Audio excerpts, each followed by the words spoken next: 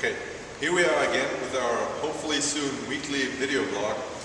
What I'm going to do real quickly, I'm going to go through some of the stuff that I would like to address this week. If you look at here at the board, start of the Paleo Challenge, the upcoming public holidays, we're going to give you a schedule for that.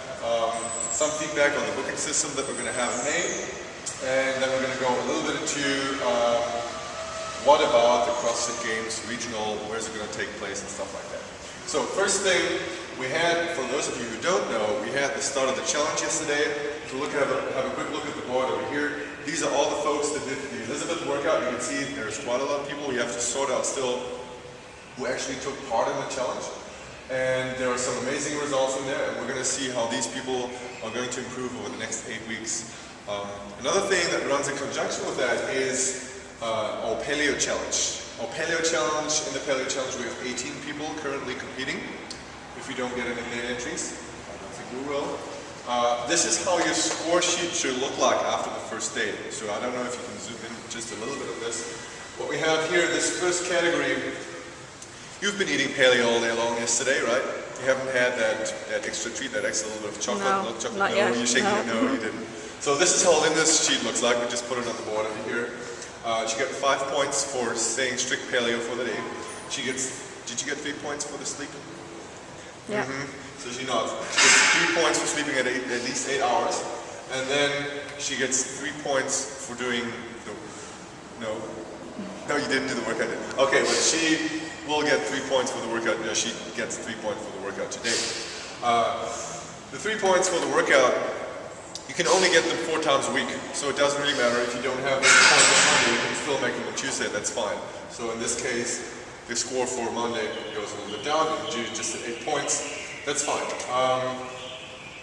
If you lie in bed and you can fall asleep, and you lie there for 3 hours and then you sleep another 5 hours, that's fine. If you make the attempt of sleeping 8 hours a night, that's cool. But just make a habit of it that you actually get those 8 hours in. That's it for the, that's not quite it for the Paleo Challenge. Yes, we said there's an individual challenge where you can be the one and only on top, but also we're going to have teams in the challenge. What we have here, there are 3 groups of names. I don't know if you can capture the names real quick. These are 3 teams of 6 people that are going to work together. What they're going to do is, this team up here, headed up by Ellie, those are mostly people that work out in the mornings.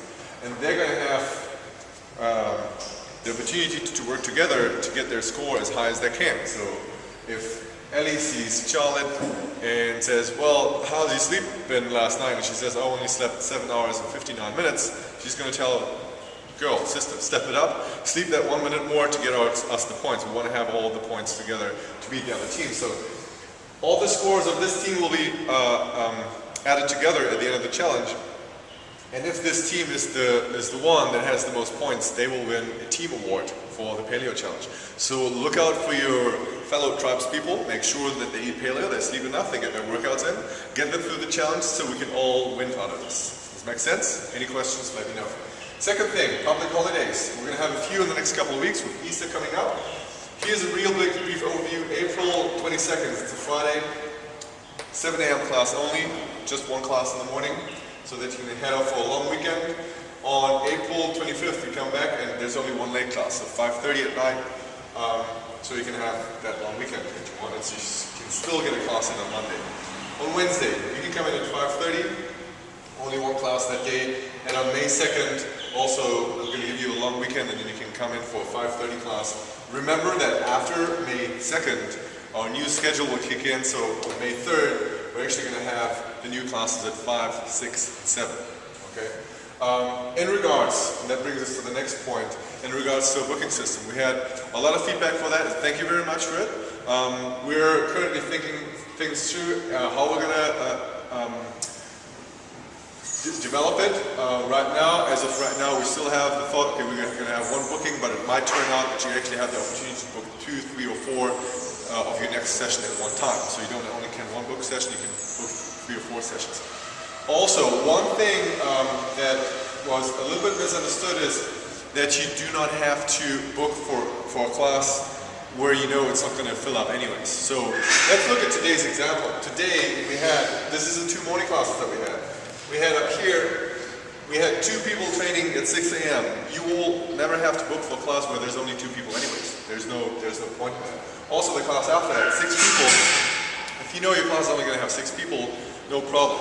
The booking system is only for the future, so that when you know, hey, I was in a class last week and we were close to 20 people, I want to make sure that my spot is secured, then you have the added option, or the additional option, to go online, check how many people have signed up for the class, and book your name in, so that you have a spot for sure. It doesn't mean that you get punished in any way, that all of a sudden you have always to log in and book your classes. For instance, if you come in the morning, there is no consequence for you whatsoever. In the beginning, maybe in 6 months' time, there will be these classes might fill up, and then you might have to do a booking or 2.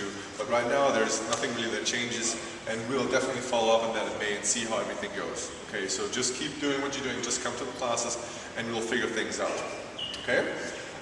Then one last thing. CrossFit Games Regionals. We started the open sectionals with the team for Cape CrossFit. I think 27 people started. We still have a lot of people that are currently competing. In case you want to know where and when that's going to take place, the CrossFit Games Regional is going to take place in June 10th to 12th in Cape Town, in a venue to be revealed. It's probably about 5 minutes from the Cape CrossFit gym, so it's really not that far. You can almost figure out where it is. So the CrossFit Games Regionals in Africa are going to be in Cape Town. Okay?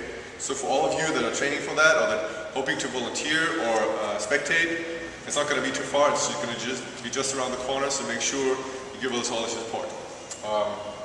That's it from my side. Do you have any questions on that? No, you shake your head. Okay, that's awesome. Very cool. Thank you very much for listening, and see you in the gym soon. Cheers.